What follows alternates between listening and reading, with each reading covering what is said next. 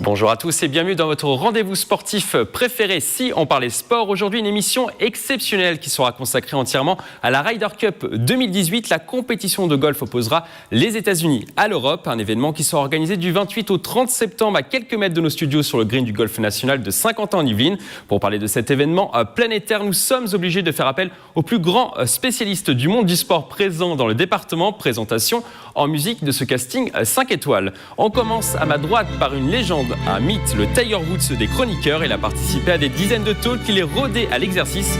Mais aujourd'hui, il est venu sur ce plateau en tant que spécialiste grand événement. Nous n'avons pas hésité à décrocher le téléphone rouge pour le pousser à venir sur cette émission. Et je vous rassure, il a mis à peine 5 secondes pour me dire oui. Le président d'honneur de l'Étoile sportive de Trappes, Mustapha Al-Arbaoui, est avec nous pendant une heure sur cette émission. Téléspectateurs. On est ravis de vous avoir une nouvelle fois sur cette émission. Moi aussi, ça me fait très très plaisir.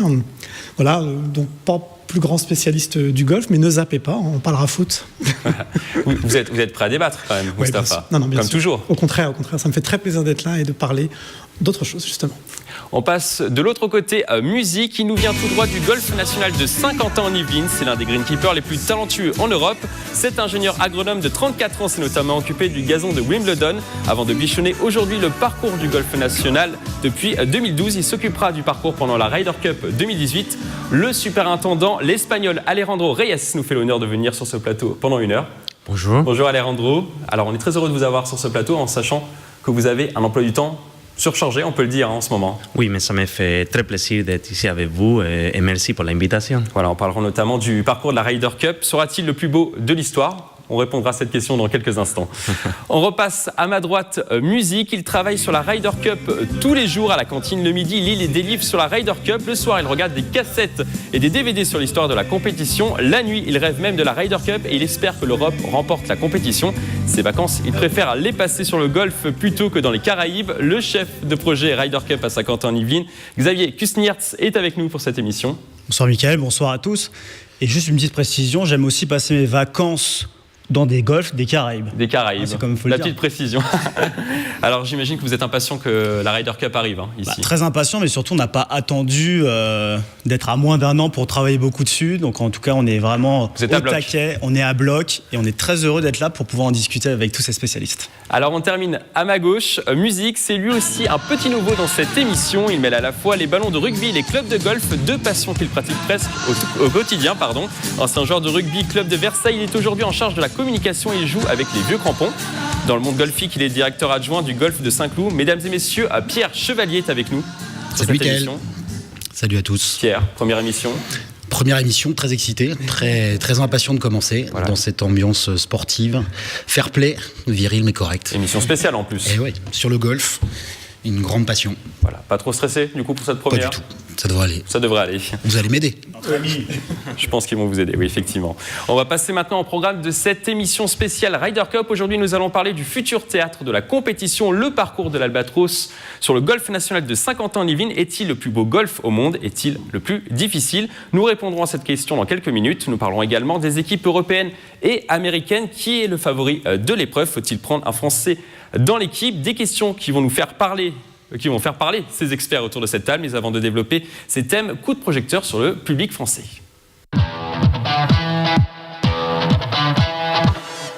Cette 42e Ryder Cup se passera donc sur le sol français pour la première fois en septembre 2018. On s'attend à plus de 150 000 supporters sur les 3 jours de compétition sur les greens du golf national de Saint-Quentin-en-Yvelines et énormément de Français, comme nous l'explique le président du comité Ryder Cup 2018, Pascal Grézeau. Il y aura au moins 45% de Français à peu près, puisque 40% des billets étaient réservés aux Français et qu'en plus, quand les Français ont participé dans les achats internationaux, il y a eu encore 5% de Français supplémentaires qui ont réussi à acheter des billets. Donc 45% de Français, c'est un chiffre extrêmement important. Au dernier Ryder Cup, que ce soit aux États-Unis ou en Europe, il devait y avoir 250 Français. Donc là, on va passer à un chiffre beaucoup plus impressionnant. La Ryder Cup passionne forcément les amoureux du golf. Il y a plus de 400 000 licenciés en France. Mais est-ce que la compétition passionne les Français non initiés au golf ? Nous sommes allés dans les rues de Montigny-le-Bretonneux pour leur poser la question. Alors j'en ai entendu parler parce que c'est marqué à la gare, voilà. Mais je pense pas parce que j'ai pas le temps. Je suis en études de médecine. Non. Pourquoi ? connais pas trop ce sport. Et puis, ça m'intéresse pas trop. Absolument pas. Pourquoi ? Mais je connais pas le golf. J'adore le sport, mais alors le golf, voilà, c'est... Non. Je regarde ça, chaque fois que je peux regarder le golf à la télé, il n'y a pas de problème. Ça. Moi, c'est possible que je regarde. J'ai un ami qui fait du golf depuis qu'il est petit, du coup, je me suis un peu intéressé à ça. Donc, ouais, il y a moyen que je regarde. Je regarderai sûrement pas tout, mais bon, je m'intéresserai à ce qui va suivre, ouais, c'est sûr. C'est pas un sport qui m'intéresse. Après, les autres sports, je les regarde, mais pas le golf, vraiment. Je suis désolée. Je suis intéressé par le sport en général, donc le golf, il y a moyen que je regarde. Après, c'est vrai que c'est pas mon sport préféré, donc il y a peu de chances que je regarde tout aussi, pareil. Xavier, les réponses vous surprennent ou pas du tout ? Pas du tout. Ça me surprend pas parce qu'en effet, en France, c'est vrai que le golf est un sport qui est moins connu et mal connu. Il a cette image justement élitiste, cette image fermée. Et c'est pour ça que soit la Fédération française de golf ou nous-mêmes, on travaille depuis de nombreuses années pour justement casser cette image. En revanche, je suis persuadé que l'accueil de la Ryder Cup sur le territoire va en tout cas faire connaître le golf dans sa globalité aux Français et va intéresser de plus en plus de Français, ça j'en suis persuadé. Alors la question sur ce thème, le grand public français va-t-il s'intéresser à l'événement ? Vous pouvez prendre vos raquettes, justement, Xavier l'a déjà fait précédemment. Oui, non, vous êtes tous unanimes. Pierre, pourquoi ? Je pense que la Ryder Cup en France, c'est un formidable coup de projecteur, je suis assez d'accord avec ce que tu disais, formidable coup de projecteur sur la destination golf en France. La France est le premier pays touristique au monde, première destination touristique, assez peu connu pour ses destinations de golf. Il y a quand même 700 clubs de golf en France, que ce soit des petites structures ou des parcours 18 trous, qui sont tous plus beaux les uns que les autres, dans toutes les régions de France. Pas mal en Île-de-France, puisque l'Île-de-France consacre un tiers des équipements golfiques à l'échelle du territoire national. Donc là, c'est un événement qui oppose les États-Unis à l'Europe. Donc on a une dynamique qui va bruisser, qui va monter tout au long de l'année. Et je pense que ça va emmener d'une certaine manière, à la fois sur le territoire saint-quentinois et puis sur l'ensemble de l'Île-de-France et du territoire national, un certain nombre de sceptiques peut-être, parce qu'effectivement l'image du golf pour l'instant souffre parfois de quelques stéréotypes sur lesquels tout le monde travaille justement pour montrer à quel point ce sport est convivial, familial, fair play et très spectaculaire. Ça, je pense que ça va être aussi un des points importants de cet événement 2018. Mustapha, vous n'êtes pas du tout un spécialiste de golf, mais est-ce que ça vous donne envie de regarder du golf ? Alors, du 28 au 30 septembre à Saint-Quentin. Pas un spécialiste, clairement. Je joue au golf à mes temps perdus, ça m'arrive, au contraire. J'ai même des clubs dans ma voiture et il m'arrive d'aller faire des sauts de balle de temps en temps. C'est-à-dire que je me limite à quelques sauts, contrairement à ceux qui peuvent se permettre des parcours et plus de temps. Mais juste pour rebondir sur ce qui a été dit dans votre reportage avec tous ces gens qui avaient l'air de dire ça ne m'intéresse pas. Je ne connais pas, ça ne m'intéresse pas. Je crois que c'est un peu le principe de tous les sports quand ils sont tout simplement pas connus. Moi, je fais beaucoup de sport le week-end. Je fais de la Formule 1. Je fais du cyclisme, je fais du golf, je fais également du foot. À la télé, vous voulez dire ? À la télé, bien sûr, vous avez dit tout après. Et en fait, je me rends compte que les commentaires de ceux qui ne sont pas passionnés par le sport sont toujours les mêmes. C'est-à-dire que ça ne me passionne pas, en réalité, c'est parce qu'ils ne s'y intéressent pas, ou tout simplement, ils ne connaissent pas. Mais je crois qu'on a justement à faire cette pédagogie que le sport, en général, doit être totalement décloisonné, parce que les passions sont toujours les mêmes. Quel que soit le sport, ceux qui le pratiquent en sont passionnés, que ce soit du foot, du rugby, du golf ou tout autre, les passionnés de leur sport sont passionnés comme tout un passionné dans son propre sport. Ça, c'est le premier point, donc on leur en veut pas. Je crois il y a un travail à faire. Simplement, j'avais une autre chose à rajouter, c'est que ça va forcément passionner les Français pour une raison très simple, c'est que c'est la France qui se joue également. C'est-à-dire que on parle de l'Europe versus les États-Unis, mais c'est également essentiellement la France. Et c'est un peu comme pour les Jeux Olympiques. On a les Jeux Olympiques, on a la Ryder Cup, il y a une appropriation du sport, mais en réalité, il y a une appropriation de l'événement. Et puis la France, l'intérêt pour la France, plus que pour n'importe quel pays au monde, c'est qu'elle va pouvoir associer la Ryder Cup, les Jeux Olympiques par extension, à l'idée que la France est un qui se dérouleront également au Golf National 50 de tourisme. Donc en gros, si on va en France, on y va pour le golf, on y va pour les parcours de golf, mais on y va également pour la France, ses châteaux, sa cuisine, bref, tout ce qui représente la symbolique de la France, son accueil. Donc forcément, ça va passionner les Français parce que ça passionne la France. toujours qu'on en parle. Xavier, vous pensez que ça peut faire un peu comme la Coupe du Monde 98 ou la Coupe du Monde de rugby en 2007 ? Moi, j'en suis persuadé. Je pense que il peut avoir cet engouement-là ? Cet événement, dont on parle depuis quand même de nombreuses années. Alors, je ne vais pas comparer la Coupe du Monde 98 à la Ryder Cup 2018, même si on sera à 20 ans d'écart pile poil. En revanche, je suis persuadé qu'au niveau du développement du golf en France, la Ryder Cup 2018 va avoir un impact sans précédent. Alors on voit des images de fan zone, par exemple, pendant l'Euro 2016. Ah bah je la connais bien, celle-ci, j'y ai travaillé en plus. il peut justement y avoir cet engouement-là dans les fan zones, parce qu'il va y avoir une fan zone notamment au Vélodrome, je crois, si mes souvenirs Exactement. En fait, 50 ans en Yvelines, justement, pour sensibiliser les Saint-Quentinois à l'accueil de la Ryder Cup sur le territoire et surtout pour créer ce sentiment de fierté, d'appartenance à une terre d'accueil de grands événements sportifs internationaux, puisqu'il y a la Ryder Cup, mais aussi les Jeux Olympiques très bientôt. Pour justement créer ce sentiment de fierté, d'appartenance, on va créer beaucoup d'animations, de promotion. On va aller à la rencontre des Saint-Quentinois avec beaucoup d'animations et notamment une fan zone pendant la Ryder Cup du 28 au 30 septembre, donc seulement pour les 3 jours de compétition, où on pourra évidemment regarder et suivre la compétition en direct. Ce sera le seul lieu gratuit de Saint-Quentin-en-Yvelines pour pouvoir suivre la Ryder Cup.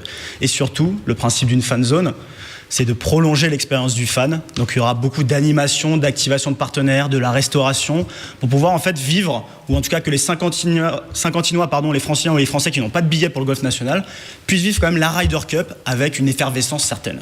Donc rendez-vous au Vélodrome National pendant la Ryder Cup. Alejandro, l'histoire de la compétition peut intéresser les Français. Voilà, c'est la 42e Ryder Cup. La compétition a presque 100 ans. Est-ce que ça peut jouer dans la tête des gens de se dire c'est quand même une grosse compétition, une compétition connue dans le monde entier? Je pense que oui, ça reste un des 5 événements sportifs les plus suivis du monde. On va être capable de remplir le stade du golf national comme on peut remplir le stade de France pour le foot pendant 400 jours de suite. Donc ça va être un grand impact quand même de voir autant de monde en train de dire Go Europe. Allez l'Europe. Et moi, je pense que oui, qu'il va avoir un gros impact très positif. Je suis convaincu. On peut ajouter que au golf, pour la Ryder Cup, c'est quand même un des rares sports où on a une sélection européenne. Donc on a vraiment la quintessence, là on a la crème de la crème au niveau européen sur un sport. Si on prend un comparatif par rapport au foot, c'est comme si on avait les meilleurs joueurs de Ligue des Champions qui se retrouvaient à un moment donné pour affronter les États-Unis. Il y a des Espagnols illustres qui ont participé aux Ryder Cup précédentes, quelques Français, on en parlera plus tard, des Anglais, des Irlandais, des Écossais. Donc ça peut être assez fédérateur.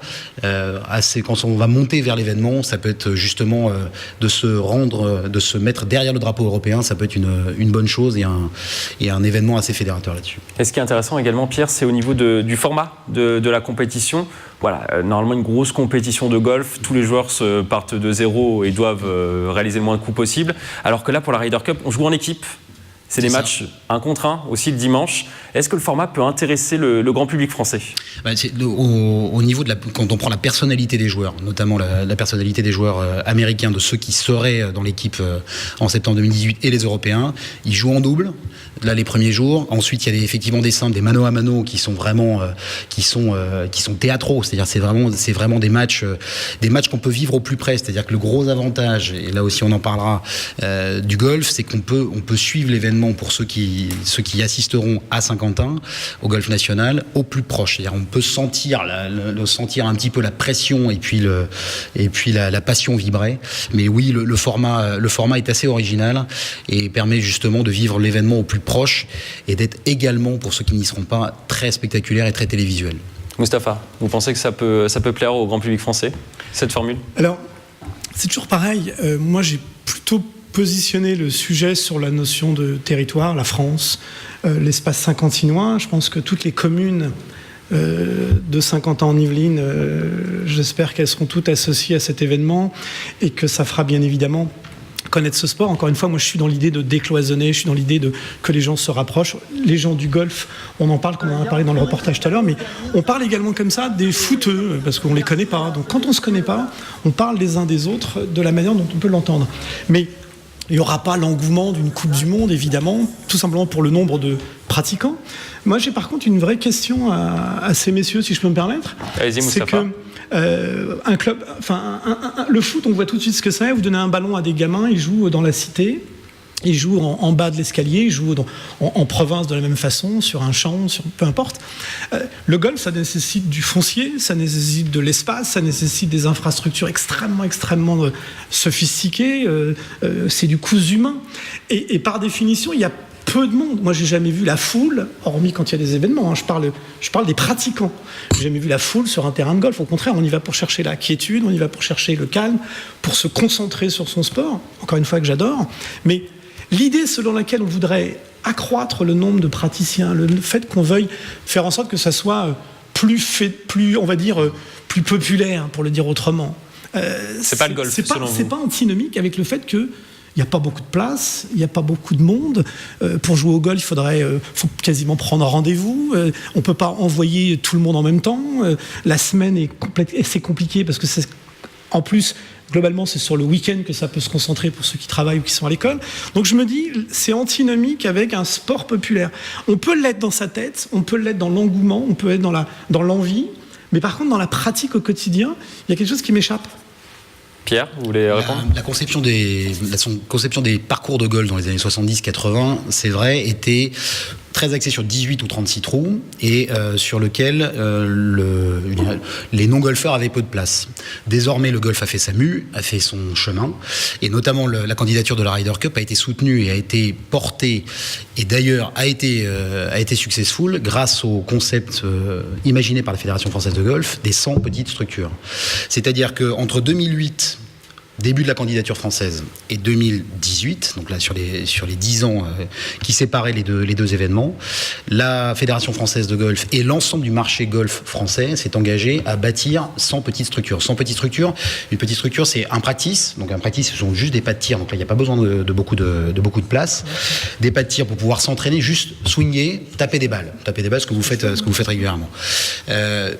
3, 6, 9 trous, qui soient en green naturel ou en green synthétique, parce que ça aussi, ça a tendance à évoluer, et qui sont destinés à devenir l'héritage de la Ryder Cup 2018. C'est-à-dire qu'après la Ryder Cup, il ne faut pas que le soufflet retombe, il faut que tous les spectateurs et les téléspectateurs qui ont été intéressés par cet événement puissent venir se mettre ou se remettre au golf, parce qu'il y en a aussi pas mal qui sont en stand-by de ce côté-là, et ça nous permet, on voit quelques structures practice, par exemple. Voilà, c'était au Golf National de Saint-Quentin-Mines pendant la Golf Experience. Exactement, et ça permettra justement d'étirer un petit peu l'héritage de la Ryder Cup pour pouvoir intéresser le plus de monde possible et devenir un sport populaire, parce que c'est un sport qu'on peut jouer, auquel on peut se mettre tard, on peut jouer très âgé, à deux, en famille, homme-femme, et constamment s'améliorer, même si on commence très tard. Donc ce côté popularisation du golf, il est passé notamment par les 100 petites structures et des nouveaux clubs de golf pour accueillir l'ensemble.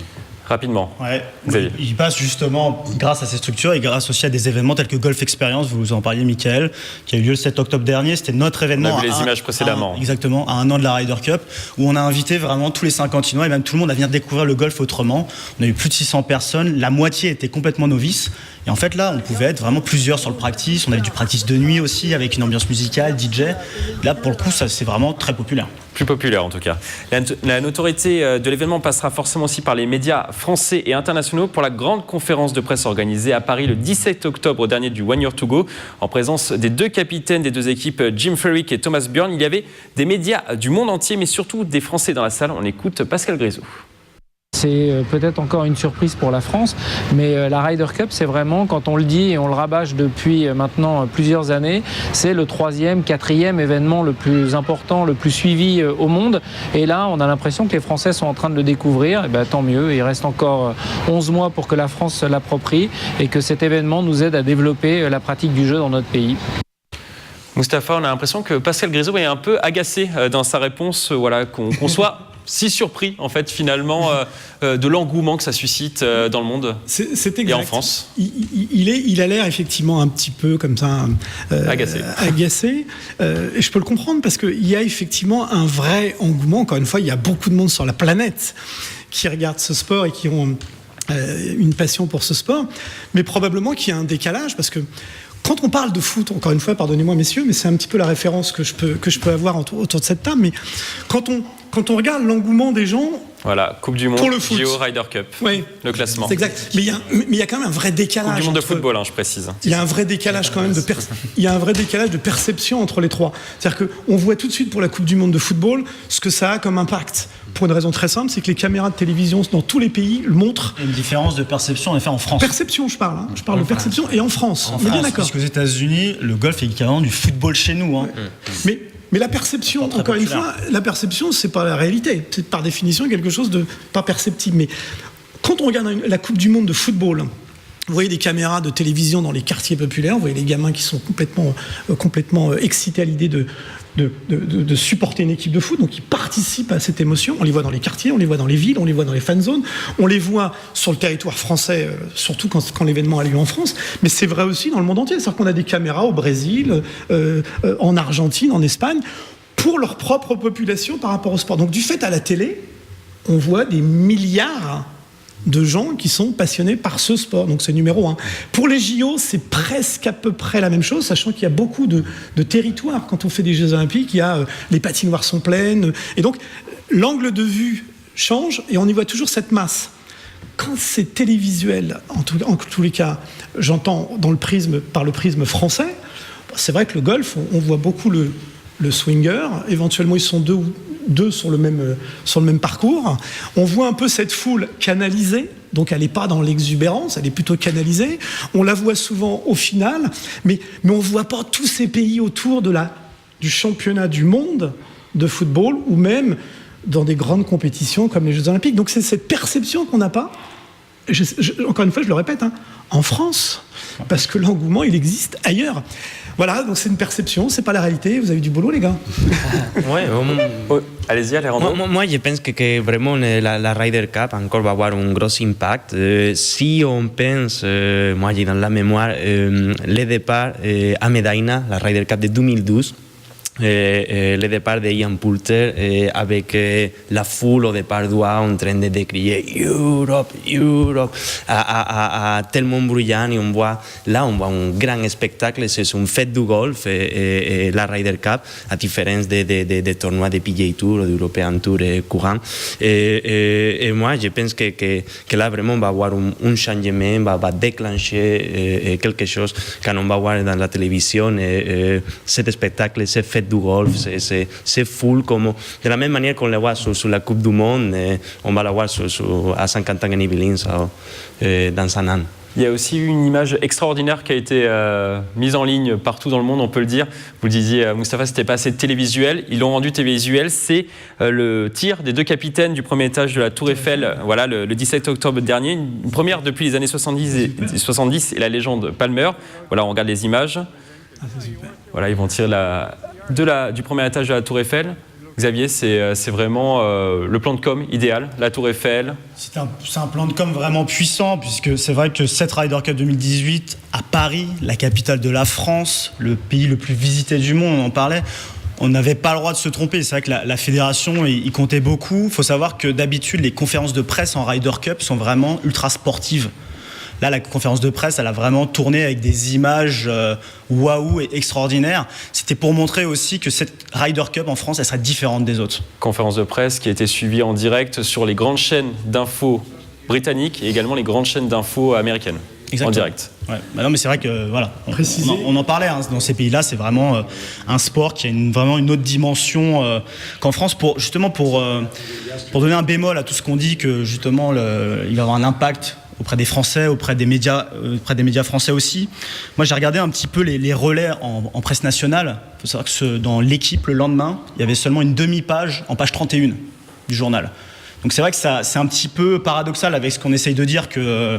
Derrière la Ligue des Champions, par exemple. Ouais, c'est ça. En fait, on parlait plus d'une composition d'équipe du match de PSG Anderlecht que de la Ryder Cup et de la fameuse image en haut de la Tour Eiffel. Donc ça, c'est quand même la nuance que je donnerais. C'est-à-dire que mais on en a quand même parlé, contrairement peut-être aux autres années. Exactement, on en a parlé contrairement aux autres années. Mais je pense que c'est une réflexion globale à avoir. C'est aussi le rôle des médias d'en parler beaucoup plus. Et ça, je pense que c'est clair. C'est vrai qu'on part de loin, vous avez raison. Rapidement, Pierre, on va passer au thème suivant. On parle de loin sur le golf, Dernier mot. mais derrière, la France s'est donné tous les moyens pour pouvoir lui donner le maximum d'exposition. Alors on va maintenant passer au deuxième thème de l'émission. Il concerne le parcours de cette Ryder Cup 2018, le Golf National. Je vous vois déjà sourire, Alejandro. Le parcours construit en 1990 à Guyancourt et qui organise chaque année l'Open de France a subi un profond lifting pour être au top pour la compétition. 9 mois de travaux ont été nécessaires pour accueillir la plus grande compétition de golf au monde. Mais le parcours a-t-il changé? Nous avons posé la question à Paul Hermitage, le directeur du Golf National. Moi, je pense qu'il n'est pas plus dur qu'avant, sincèrement. Je pense qu'il a changé parce que le programme qui a été mis en place depuis 5 ans maintenant consistait à mieux drainer le parcours. Donc, on a apporté énormément de sable, presque une quinzaine de centimètres sur les fairways pour mieux drainer. Et donc, le sable, ça rend les fairways un peu plus durs, quelque part, mais moins roulants. C'est aussi quelque chose, donc il est un peu plus lent et les greens je les trouve très rapides mais ils sont plus justes, ils étaient un peu trop durs avant tandis qu'ils sont un peu plus soft aujourd'hui. Alejandro, vous êtes d'accord avec les commentaires de Paul Hermitage? Oui, je suis d'accord. Il a fallu faire des modifications sur le parcours. Le Golf National, depuis le début, les 90, a été toujours un parcours de référence. Mais on avait besoin d'un petit plus, notamment quand on parle d'une compétition mondiale. C'est 3 jours de compétition. On n'a pas les droits à la rater, on n'a pas les droits à l'erreur. Même s'il pleut énormément, le parcours, il faut qu'il soit jouable. Si on a une canicule en été, il faut avoir un bon système d'arrosage efficient pour bien arroser le parcours. Il faut préparer les accès, il faut préparer les infrastructures pour recevoir entre 60 et 70 000 personnes par jour. Donc, à commence, ce sont des contraintes énormes quand on les compare à l'Open de France, que c'est déjà une super compétition. Mais forcément, l'Open de France est joué au début de l'été, la dernière semaine, le premier week-end de juillet. La climatologie de l'Open de France, ça ne sera pas pareil que la de Ryder Cup. Donc, il faut qu'on soit prêt. Il y a beaucoup de travaux. Ouais. Donc après ces travaux, le Golf National est aujourd'hui considéré par les spécialistes comme l'un des plus beaux parcours de golf au monde. Il est aussi réputé pour être l'un des plus compliqués. Mais est-il le meilleur parcours du monde, Alejandro? Avant de répondre à la question, on va faire le tour des supposés 3 plus beaux golfs du monde. On prend tout de suite la direction des États-Unis. Le Golf National d'Augusta. Ces greens situés en Géorgie font partie des circuits mythiques. Ils accueillent chaque année le Masters de golf. La végétation est luxuriante et tout est taillé au millimètre. Il y a un côté historique car il a été créé en 1933. Il y a énormément de bunkers, beaucoup trop d'après certains spécialistes depuis sa rénovation. Pour la petite anecdote, c'est l'un des clubs de golf les plus sélects au monde. Vous en pensez quoi, Alejandro? Forcément, quand on parle d'Augusta, déjà c'est le top du top. C'est un des parcours qui reçoit, c'est le seul parcours au monde qui reçoit un meilleur chaque année. L'Augusta Master, c'est un des 4 meilleurs qu'on a en golf, avec l'Open britannique, l'Open des États-Unis et les USPGA. Donc les 4e, c'est les Masters d'Augusta. On l'a tous les ans sur ce parcours au mois d'avril. C'est un design légendaire et un niveau d'entretien très élevé, de top qualité. C'est vrai qu'Augusta, des fois, est critiqué pour être un parcours un petit peu trop artificiel. Quand ça devient tellement travaillé, ça paraît de la moquette, pour dire d'une manière. Moi, j'aime un côté un peu plus naturel sur un parcours de golf, c'est mon côté. Mais sans doute, Augusta, ça restera un des top 10 du monde. Dans les top 10. Alors on prend maintenant la direction de l'Écosse, le pays du golf. Dans ce top 3, on retrouve évidemment le golf de Muirfield. Alors on entre ici dans un véritable morceau de l'histoire du golf. C'est l'un des plus anciens au monde. Il abrite le plus ancien club de golf de la Terre, la Company of Edinburgh. Le parcours a accueilli 15 fois l'Open britannique, dont la dernière fois en 2013. C'est un parcours assez lunaire, comme on peut le voir sur ces images, près d'une falaise. Petite anecdote, le club n'acceptait pas les femmes sur le parcours jusqu'à l'année dernière. Alors vous le trouvez comment ce golf, vous Mustapha, qui est un novice? Oui, absolument novice. Je ne les connais pas. Par contre, ça donne envie. toujours pareil, hein, le golf a ce côté extrêmement esthétique. Encore une fois, c'est très plaisant, à bien des égards, c'est important. Mais moi, j'avais encore une question pour le coup. Je fais on finit le top 3. Le novice. On finit le top 3 et après on revient. Le top 3, mais j'avais une question justement par rapport au top 3. Rapidement. Donc un dernier golf toujours en Écosse, celui de St Andrews. Il abrite un parcours du XVIe siècle. Il comprend 7 greens, chacun partagé par 2 trous. Seuls les premiers, 9e, 17e et 18e trous ont leur propre green. Le parcours peut être joué dans le sens des aiguilles d'une montre ou l'inverse.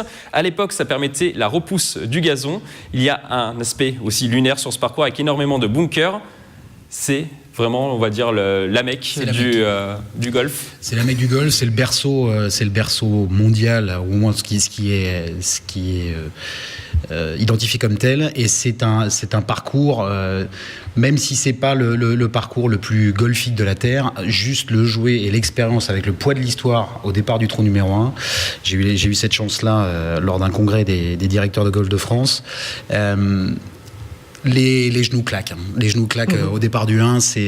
On sent toute cette tradition, mais cette bonne tradition du golf écossais, britannique, et qui a tracté après toute l'Europe, puis les États-Unis. Voilà, et c'est un très bel endroit.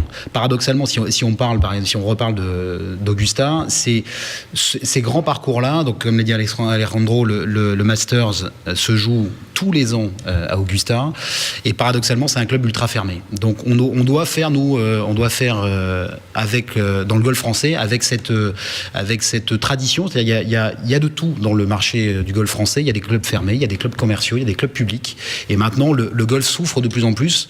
On a tendance de dire que les Français sont jusqu'à 2 millions de pratiquants occasionnels sur le golf pour 400 000 licenciés. Donc il y a encore une marge de progression. Et là justement, c'est tout l'enjeu de ces prochaines années, c'est d'ouvrir certains clubs, de garder certains autres fermés pour leurs membres, et puis justement de développer ce sport magnifique. Moustapha, cette fameuse question. Non, avant de poser ma question, c'est juste pour vous titiller un peu, les gars, mais ça fait un peu des fois franc-maçonnerie. C'est-à-dire que il y a différents types de francs-maçons avec des polarisations politiques, des polarisations économiques. Il y a différentes typologies, on va dire, entre guillemets. Et puis, la franc-maçonnerie n'est pas très ouverte au féminin. On entend des clubs qui sont encore fermés aux femmes jusqu'à l'an dernier. Jusqu'à l'an dernier, quand même. Voilà, jusqu'à l'an dernier, quand même. Alors, avec tout ce qu'on entend de nos jours sur la parité, etc., c'est vrai que pour ça, il y a peut-être aussi, à mon avis, dans les mentalités à changer. Mais je reviens sur ma question de tout à l'heure, c'est-à-dire l'idée selon laquelle on voudrait ouvrir à un maximum de monde et en même temps, il y a de l'élitisme volontaire pour pouvoir maintenir des lieux prestigieux comme cela et garder quand même un raffinement, une qualité pour les membres. Donc il y a des gens qui payent pour être seuls. Donc c'est un peu ce contraste. Parce qu'il y a différents types de golf. On a les en tout cas, golfs c'est la associatifs perception qu'on en a. Les gens veulent garder justement ce côté fermé, alors qu'on a des golfs très ouverts. C'est comme au football. Aujourd'hui, on peut aller suivre un match de foot dans une fan zone, dans un bar avec une bière, ou suivre un match avec une coupe de champagne en hospitalité. Oui, mais pour le football, pareil, le football féminin. Hein, Xavier. Toujours avec modération. Mais pareil pour le football. Hein, le football joué par des filles, parce que ça reste du football dans les deux cas, c'est récent, encore une fois, l'ouverture au féminin. C'est récent, c'est pas une critique propre au golf. Mais par contre, la question, elle était pour notre ami très technique. Est-ce que les meilleurs golfs, le top 3, il n'est pas lié à sa géographie, c'est-à-dire les variations de température entre les 4 saisons? C'est-à-dire qu'en fait, est-ce que les golfs écossais, anglais, ne sont pas privilégiés parce qu'ils ont une saisonnalité un peu moins variable, ou au contraire, quand il fait beau ailleurs? Non. Qu'est-ce qui va définir le produit final d'un golf? Il y a 4 aspects. Le premier, c'est le site où il a été placé le golf. Il y a des endroits qui sont directement au bord de la mer, qui sont simplement merveilleux. Après, c'est le design. Qui est le designateur? Comment va designer ce golf? Comment va adapter... Le dessin du golf. Oui, le dessin du golf. L'architecture du golf. L'architecte, pardon. Comment il va adapter son idée de ce golf à le terrain. Le troisième facteur, c'est la qualité de construction. On a une seule opportunité de faire un golf bien fait. Après, le modifier une fois que c'est ouvert, ça prend beaucoup de temps. Donc, il faut s'assurer de bien construire un golf. Et le quatrième, c'est l'entretien. Avoir un entretien de haut niveau. Voilà. C'est les 4 facteurs. C'est pas vraiment le climat qui va... On peut trouver des super golfs dans n'importe quel continent, dans n'importe quel pays. Et une chose vraiment que aussi je voulais parler aussi, que pour moi c'est très important dans le golf, c'est la biodiversité. C'est des vraies niches de biodiversité, de faune, de flore, notamment les golfs urbains. C'est super important ce que dit Alejandro, parce qu'on parle bien sûr de la beauté esthétique des golfs. Rapidement. Ouais, très rapidement, mais aussi parce qu'il faut en revenir à la question initiale. Allez. Justement, on parle beaucoup de la beauté esthétique du golf, mais on ne parle pas beaucoup de la beauté du concept. Et le golf national, c'est aussi bien à la fois un lieu d'histoire, parce qu'il faut savoir qu'il y a par exemple la porte du Mérentais, c'était une des portes d'accès du domaine du château de Versailles sous Louis XIV, et c'est aussi un lieu d'écologie. Il y a plus de 350 espèces animales et végétales qui sont répertoriées sur le golf national. Faut quand même le souligner. Et c'est pour ça qu'on peut aussi parler de beauté de ce site. Et concrètement, Pierre, c'est le plus beau, on peut le dire, le golf national, le plus beau de France, le plus beau d'Europe. Alors moi, je dirais pour un golfeur, très amateur, hein. Bon, rien à voir avec les joueurs dont on parle, hein. C'est un fantastique défi. C'est-à-dire que c'est un parcours qui est magnifique, qui est challenging. Il y a notamment l'arrivée là, qui vous achève bien là, quand on arrive au départ du trou numéro 15, donc du 15 au 18, qu'on appelle la main corner, tout autour de l'eau, et puis devant l'aspect majestueux du clubhouse, de l'hôtel. Donc ça, c'est un vrai défi pour un golfeur. Pour un spectateur, c'est un vrai stade de golf. C'est-à-dire qu'il a été conçu sur des buts, il a été modelé pour pouvoir, alors je ne sais pas si c'était l'intention initiale d'Hubert Chénaud qui l'avait imaginé, mais c'était pour faire en sorte, et on le verra pour la Ryder Cup, que l'on voit bien un certain nombre de parties de partout. C'est-à-dire qu'on est surélevé, on va pouvoir accueillir un certain nombre de spectateurs et qui pourront vivre l'événement et voir bien de partout. Quant à dire si c'est le plus beau du monde, je crois que les équipes d'Alejandro et de Paul font tout ce qu'il faut et la fédération derrière, pour avoir cette vitrine qui a commencé avec l'Open de France, qui termine avec la Ryder Cup puis les JO comme vous le rappeliez. Là on a une belle fenêtre pour pouvoir y aller et pour pouvoir mettre en avant ce beau parcours. Le plus beau je sais pas, mais en tout cas c'est un beau stade. Alejandro, dernière question sur cette thématique. Est-ce que vous êtes satisfait du parcours, des rénovations qui ont été faites? Oui. Très satisfait, très fier de les équipes du golf national, de les équipes de la Fédération française de golf, de tout le monde qui a travaillé dans ces projets de rénovation. On est très bien positionné aujourd'hui à 11 mois de la Ryder Cup. On pourrait dire qu'on est prêt. Vous êtes prêt? On est prêt, donc oui, très, très, très fier et très content. Alors après cette page coup de projecteur, nous allons à présent parler de la compétition dans notre focus du jour.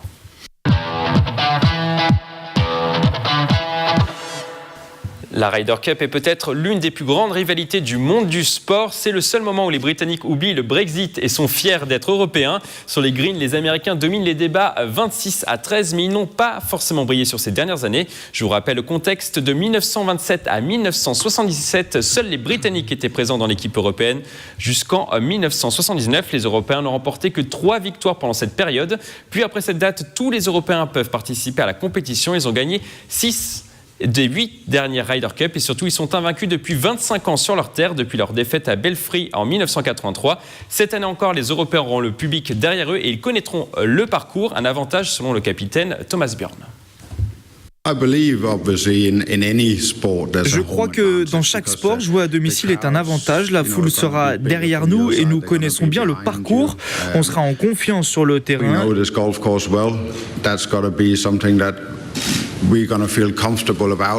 Et je crois que l'équipe peut gagner sur ce golf, qu'elle peut gagner sur n'importe quel golf. C'est l'avantage d'être à domicile. Nous connaissons le parcours et nous verrons si on arrive à le maîtriser pendant la compétition. La question sur ce thème, les Européens sont-ils favoris de la compétition? Oui ou non? Oui? Non? Oui, oui, oui. Alors un petit duel entre vous, Pierre et Xavier? Un petit duel. Xavier, allez-y, commencez. Alors moi j'ai envie de dire volontairement que ce sont les Américains qui sont favoris, puisque déjà ils réalisent une meilleure saison, qui sont un peu plus près, et surtout nous au niveau des Européens, on n'a pas de Français. Et ça me dérange un peu, pour l'instant. Pour l'instant, on en parlera juste dans le thème juste après. On espère qu'on en aura. Voilà, c'était juste un petit peu pour créer la polémique et dire que les Américains seront favoris chez nous, pour que justement, au contraire, on soit très content que ce soit les Européens qui gagnent. Point d'accord, Pierre. C'est vrai que les Américains ont gagné en 2016. Ça donne un intérêt particulier à la Ryder Cup 2018 parce que on était sur un trend de 6 victoires d'affilée de l'équipe européenne. Les Américains se désintéressaient peut-être un petit peu de l'événement. Là, on a un double focus. Les Américains ont gagné, ils sont pleins de bourre, et puis c'est une belle destination sur la France. Maintenant, je crois beaucoup à la vertu du match à domicile, même sans Français. Même sans Français. Il en a parlé dans son interview, justement. Ouais. Il compte sur le public pour les pousser. Mais notamment, je pense qu'il y aura autour des greens du golf national, il y aura des passionnés. Et des passionnés qui ont suivi les Ryder Cup des années précédentes, donc c'est tous les 2 ans, tous les 4 ans en Europe. Et je pense que ces passionnés-là vont pouvoir faire on va dire le 13e homme, puisqu'il y a 12 équipiers. Donc le 13e homme autour et au plus près, comme on disait tout à l'heure, vraiment à pousser les équipiers, transformer cet avantage du match à domicile en victoire, mais malgré le fait que l'équipe américaine ait effectivement une vraie bonne allure. Ouais, et puis c'est vrai qu'on aura beaucoup de supporters européens. On aura entre 60 et 70% d'Européens. Donc beaucoup moins d'Américains. On attend 20 000 à peu près Américains sur l'ensemble de la compétition. C'est ça, donc une majorité d'Européens, et en plus on aura presque 30 000 Français aussi par jour. Donc c'est vraiment une grande réussite. On en parlait, de développer et de parler de golf à l'échelle nationale. Donc ça c'est une super nouvelle. Les Européens seront massivement présents. Donc ça va être vraiment. Alejandro, il a parlé également, Thomas Bjorn, du terrain aussi. Les Européens connaissent forcément le terrain. Est-ce que c'est un avantage selon vous ? Oui. Je dirais... Même si certains Américains connaissent quand même le golf national. Moi, je dirais que c'est facilement un 20% de la Ryder Cup, le terrain. Le fait de connaître le terrain, de connaître le parcours. Thomas Bjorn, je ne sais pas combien d'Open de France il a dû jouer, mais 11, 12, 13 Open de France au golf national, facilement. Il connaît les pièges. Voilà, parce que c'est quand même un parcours que c'est assez peculiar, qu'il y a beaucoup de pièges, on peut dire d'une manière ou d'une autre. Et le fait de jouer en France, au golf national, ça va vraiment, je pense que ça va être un facteur positif pour l'équipe européenne. Alors, pour améliorer les performances de l'équipe, le capitaine américain voudrait que les joueurs américains participent à l'Open de France organisé en juillet sur le golf national. On écoute. Ça dépend de leur planning, mais j'aimerais que les joueurs fassent un voyage après les gros tournois pour voir le parcours du golf national.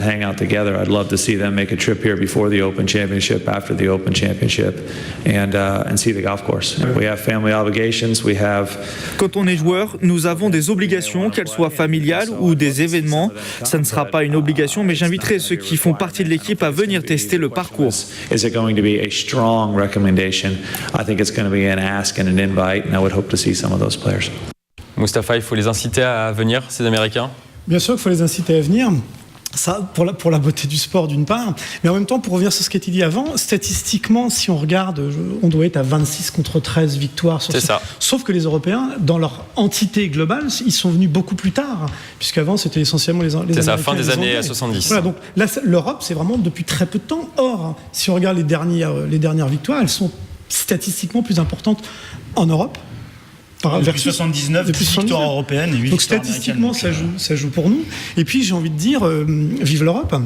Je suis convaincu. Alors j'ai pas fait un marketing j'ai pas marketé les joueurs de golf et les catégories socio-professionnelles de ce sport, mais je pense qu'ils sont tous très pro-européens et ça peut être aussi un moment pour faciliter la grande idée de l'Europe. C'était juste un point sur lequel je voulais... Une petite parenthèse. Alors, les Américains pourront également compter sur un revenant, Tiger Woods, sûrement le plus grand golfeur de tous les temps, l'homme aux 106 victoires sur le circuit pro. Il a réalisé une vidéo sur les réseaux sociaux, on le voit faire un swing, il a l'air plutôt en forme, il a l'air en tout cas d'avoir convaincu le capitaine américain de le prendre dans l'équipe. On l'écoute.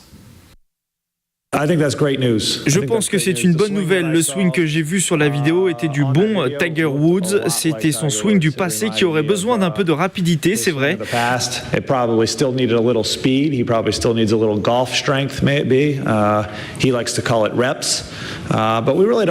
ne savons pas son état de santé quand il reviendra dans le golf, mais la question est de savoir si l'équipe américaine a besoin de Tiger Woods.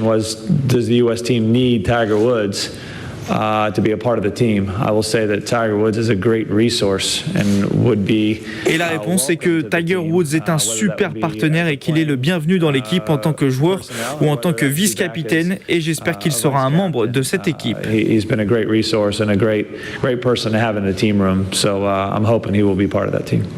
Pierre, Tiger Woods, à 50 ans en Yvelines, c'est possible ? Ça serait vraiment top. C'est-à-dire que ça fait partie du cortège de bonnes nouvelles que le One Year to Go a amené, là, toutes les opérations qui ont eu lieu un an avant la Ryder Cup. Donc le 16 et 17 octobre. Voilà, parce que Tiger Woods, c'est celui qui a médiatisé le golf au niveau mondial. Si vous refaisiez, je pense, le sondage dans les rues de Saint-Quentin en disant est-ce que vous connaissez Tiger Woods, il y aurait beaucoup plus de réponses positives.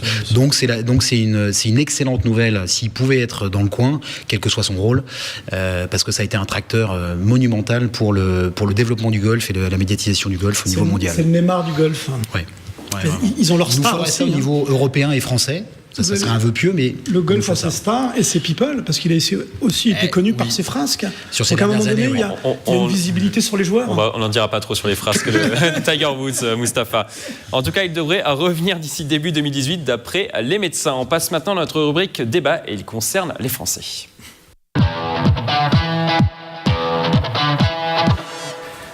Le capitaine européen Thomas Bjorn n'a pas encore dévoilé sa stratégie ou son équipe pour la prochaine Ryder Cup, mais nous demandons tous en France si un Français va être intégré ou non à l'équipe en 2018. Le capitaine danois a répondu à cette question lors de la conférence de presse Ryder Cup.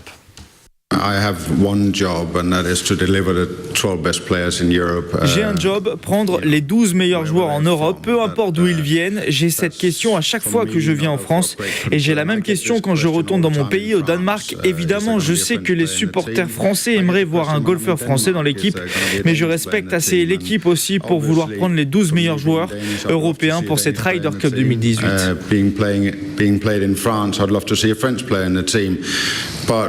I also have a greater respect to the team and say, well, I want to take the 12 best players in Europe to the Ryder Cup in 2018. Seulement 3 Français ont participé à la Ryder Cup, Jean Van de Velde en 99, Thomas Levet en 2004 et Victor Dubuisson en 2014. 12 joueurs participeront à la Ryder Cup pour se qualifier. 3 possibilités, terminer dans les 4 premiers des points européens en fonction de ces points remportés entre le 31 août 2017 et le 2 septembre 2018. Les joueurs peuvent également se qualifier en terminant parmi les 4 premiers de la Ryder Cup point list sur la même période. Enfin, 4 invitations seront données au capitaine, mais il ne faudra pas compter sur cette dernière option selon Paul Hermitage. Il faut que les Français jouent bien, il faut qu'ils se qualifient, je pense, automatiquement. En tout cas, il ne faut pas, je pense qu'il a été clair, espérer ou attendre un choix, un wild card naturel pour un Français. La question sur ce thème, faut-il intégrer un Français dans l'équipe européenne de la Ryder Cup ? Oui ou non ? Oui, non. Oui. Malgré Thomas Bjorn qui prime l'aspect sportif, Xavier ? Bah oui, puisque là on parle vraiment purement de sport. Et c'est vrai que si on se disait, en effet, lorsqu'on se bat pour une compétition, le but c'est vraiment d'avoir la meilleure équipe. C'est le cas en football, c'est le cas en basket, c'est le cas dans tous les sports. Là, on est sur un golf d'équipe. Donc évidemment, il faut qu'on s'entoure des meilleurs golfeurs. Après, on revient là-dessus. On est en France, sur une Ryder Cup qui est organisée en France, avec un soutien populaire. 30 000 Français sur le stade du Golf National par jour. Ça, les Français, ils sont jamais aussi bons que lorsqu'ils sont justement dos au mur. Voilà, on a besoin d'un Français supporté par son public, c'est une certitude. On sait qu'on va avoir une équipe américaine qui va être très très dure à prendre, parce que là, si ça continue comme ça, on a vraiment les meilleurs joueurs de la planète qui sont dans l'équipe. Oui, il y a les nouvelles pépites en plus, Jordan Spieth notamment en tête. Ils sont tous très très très en forme, et si on n'a pas de Français, quelle que soit la manière, que ce soit un vice-capitaine, que ce soit une wildcard, ou espérons-le grâce au classement de points, c'est vrai qu'elle sonnera un tout petit peu moins cocorico et français. Maintenant, après Après, il faut jouer avec les règlements et avec le principe de sélection de la Ryder Cup. On espère tous que justement on ait ce porte-drapeau qui se confirme ou apparaisse, on sait jamais, d'ici septembre 2018. Après, Thomas Bjorn, il a raison de dire qu'il va pas les prendre s'ils sont pas bons. Moustapha, vous êtes d'accord? Il faut pas les prendre s'ils sont pas bons? Non, c'est pas ça. Sauf qu'ils sont bons, sauf qu'ils sont pas au top de leur forme aujourd'hui. Mais stratégiquement, il a tout intérêt à le prendre. On a le droit de faire de la stratégie aussi. Victor Dubuisson, par exemple, a participé à la Ryder Cup 2014. Une invitation. Il a gagné. Une invitation serait stratégique parce que par définition, il serait supporté par son public, lui, et donc toute l'équipe. Encore une fois, c'est l'Europe qui est derrière tout ça. Et puis peut-être qu'une suggestion pour les sélectionneurs, on pourrait peut-être demander l'avis on va écrire un petit mot à Didier Deschamps. Je pense que... À Didier Deschamps, le sélectionneur des Bleus. Alors on peut dire qu'il y a 3 Français en lice. Victor Dubuisson qui a du coup participé à la Ryder Cup 2014, Alexander Lévy et Romain Vattel. Alexander Lévy qui a remporté plusieurs compétitions, notamment le tournoi de Hambourg. Il a fini 2e du tournoi de Hambourg cet été. Il était dans le top 20. Romain Vattel qui pointait lui au 2e rang du classement européen en septembre après sa victoire aux Pays-Bas, mais qui n'avait rien gagné avant, qui n'avait rien gagné pendant 25 tournois. Qui a le plus de chance? Victor Dubuisson qui a l'expérience de la Ryder Cup, Alexander Lévy qui est potentiellement un top 20, ou Romain Vattel qui est capable de coups d'éclat, on peut le dire, sur une compétition? Pierre. Je mettrais un petit billet sur Alexander Lévy, même si on a la personne de Victor Dubuisson, un diamant brut, un joueur fantastique et qui a les capacités, qui a le talent pour pouvoir participer s'il le décide lui, et s'il est là au rendez-vous, s'il choisit de l'être. Alexander pour l'instant est peut-être le plus régulier, avec quelques coups d'éclat comme celui de Vattel récemment. Ouais. Ils sont capables de faire ça. Alejandro, vous êtes d'accord avec Pierre? Oui. Moi aussi, je serais plutôt pour Alexander Lévy. Je pense qu'effectivement, c'est un des problèmes les plus réguliers. Après, c'est quelqu'un que...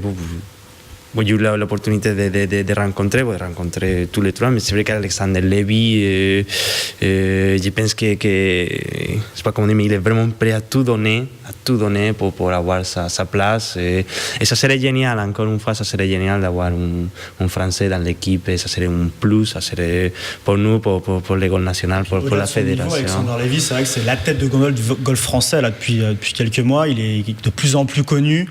Il remplace un petit peu Dubuisson. Victor Dubuisson est plus connu au niveau international, par contre, comparé à Alexander Lévy. Mais plus discret en règle générale. Victor est on va dire d'un naturel discret. Alexander est plus fantasque et plus bouillant. Et dans le cadre d'un événement comme celui de la Ryder Cup qui casse un certain nombre de codes malgré tout, notamment au départ, tu en parlais Alejandro, je pense que le El Toro il peut faire des grosses étincelles. On y croit. Alors le capitaine devra également choisir ses vice-capitaines pour l'épauler. On parle beaucoup de 2 Français, Jean Van de Velde, du coup, qui a participé à la Ryder Cup en 99, et de Thomas Levet, 2 figures du coup du golf français. On les voit justement à l'écran en ce moment même.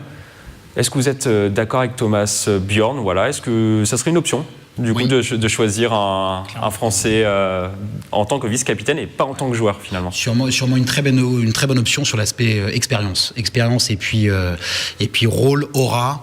Ces 2 champions ont un parcours, pour parler de golf, un parcours fantastique. Thomas a une grande actualité en ce moment, et Jean Van de Velde également, à travers l'Open de France notamment, qu'il dirige depuis quelques années.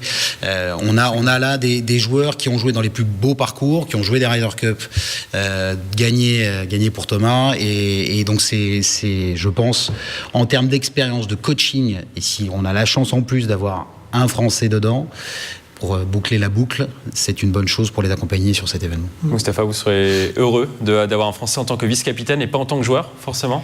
Mais alors, je parlais de stratégie tout à l'heure. À un moment donné, il faut intégrer des Français pour la raison qu'on a évoquée tout à l'heure. Mais on parle beaucoup des joueurs, mais je crois qu'il faut aussi parler de l'encadrement, comme une équipe de foot, comme une équipe de rugby. L'encadrement joue un rôle particulier, enfin toute l'organisation du sport, que ce soit vous, messieurs, qui allez organiser l'événement français que vous êtes, et en même temps, cet encadrement, le président de la fédération, etc., tout ce management du sport est important. Donc il n'y a pas que les joueurs. Il serait bon, effectivement, d'y intégrer des Français à ce niveau-là, s'ils ne sont pas invités à jouer. Alejandro, ça vous serez heureux, vous aussi, d'avoir Absolument. Thomas Levé comme vice-capitaine. Absolument. Sur les greens de Saint-Quentin-les-Vignes. Thomas, déjà, il a gagné l'Open de France au Golf National. Il connaît le parcours. Il a gagné la Ryder. Ouais. Excellent, d'une manière extraordinaire. Oui. C'est quelqu'un aussi qui vraiment a suivi beaucoup la rénovation, les travaux qu'on a fait. Quelqu'un qui était vraiment super intéressé pendant ces changements. Et John Maldeven, pareil, il a été directeur de l'Open de France pendant les périodes de âge, je sais pas, 7-8 ans.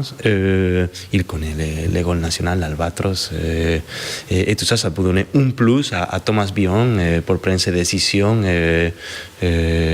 pour la configuration de la Ryder Cup. Dernière question, à faire un petit tour de table. Combien de pourcents de chances de voir un Français à la Ryder Cup, que ce soit en tant que vice-capitaine ou en tant que joueur? Alejandro?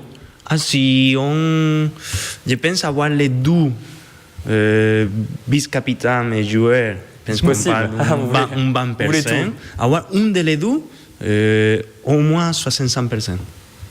Une chance sur deux. Une chance sur deux? Ouais, 50%. 100%, j'y crois. 100%. Mustapha? Je sais pas. À ce niveau-là, je sais pas. Vous êtes toujours optimiste pourtant? Ouais, non, mais mon optimisme, à un moment donné, je voudrais le puiser avec un peu de connaissance de ces gens, mais je les connais pas, donc moi je m'arrête là. Vous serez spectateur. J'espère bien. C'est la fin de cette émission spéciale Ryder Cup. On se retrouve le jeudi 30 novembre pour un nouveau Si on parlait sport. On va terminer par une citation de la légende du golf Arnold Palmer. Le golf est une façon de nous évaluer tout en nous amusant. Je vous laisse, à bientôt sur TV78.